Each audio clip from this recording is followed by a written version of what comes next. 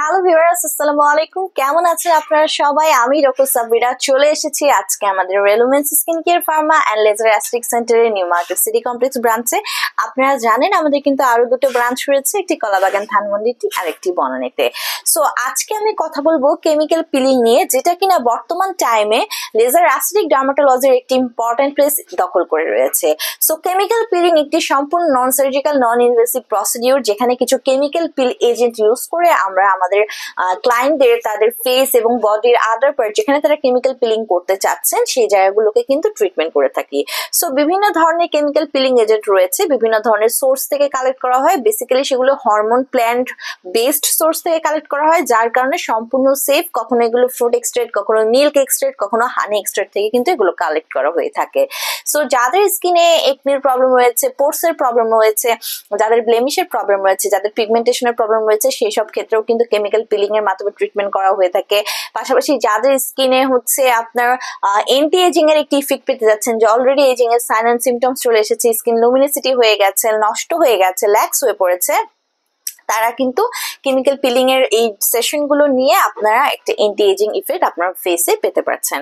পাশাপাশি deep chemical peeling ও কিন্তু আমাদের এখানে করানো হয়ে থাকে, লাইক আন্ডার আর্মস রয়েছে, যাদের থাই নিয়ে এইসব জায়গাগুলোতে দেখা যায় যে অতিরিক্ত ডার্ক কমপ্লেকশন থাকে রাদার দেন ফেস অ্যান্ড বডির স্কিনের তুলনায়। সো সেই সব ক্ষেত্রেও কিন্তু আমরা কেমিক্যাল পিলিং এর মাধ্যমে হচ্ছে হোয়াইটেনিং ব্রাইটেনিং ট্রিটমেন্টই প্রোভাইড করে থাকি। সো এটি কিন্তু একদম সম্পূর্ণ সেফ, এখানে কোনো চামড়া উঠে না। এটা একদমই হচ্ছে সবার ভুল ধারণা থাকে আপনার স্কিনের সারফেস লেয়ার এপিডার্মিসে যে ডেড সেল ড্যামেজ সেল লেয়ারটি রয়েছে সেটি জাস্ট কেমিক্যাল পিলিং এ পিলিং আউটের মাধ্যমে উঠে আসে। সো আজকে কেমিক্যাল পিলিং এর বিভিন্ন ধরনের এজেন্ট কিন্তু আমরা ইউজ করে থাকি, glycolic acid, mandelic acid, salicylic acid, TCA cross.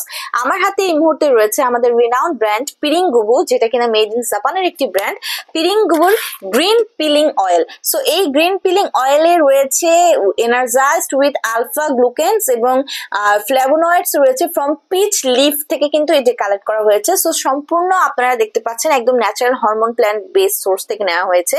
So আমাদের পিরিং গুবুর যে গ্রিন পিলিং অয়েলটা আছে সেটি কিন্তু পটেন্ট একটি কেমিক্যাল পিলিং হিসেবে ইউজ করা হচ্ছে। স্পেশালি যাদের স্কিনে পিগমেন্টেশনের প্রবলেম আছে তাদেরকে কিন্তু আমরা গ্রিন পিলিং অয়েল ইউজ করে এই ট্রিটমেন্টে প্রোভাইড করে থাকি, কেমিক্যাল পিলিং করে থাকি।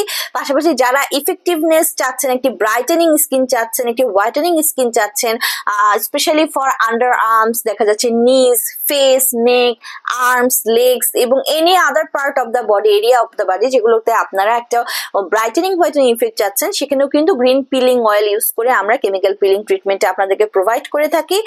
এটি আপনাদের স্কিনকে ব্রাইটেনিং করছে, ক্ল্যারিফাই করছে, পাশাপাশি কিন্তু রেডিয়েন্ট এবং লুমিনাস লুকিং একটা স্কিন প্রোভাইড করছে।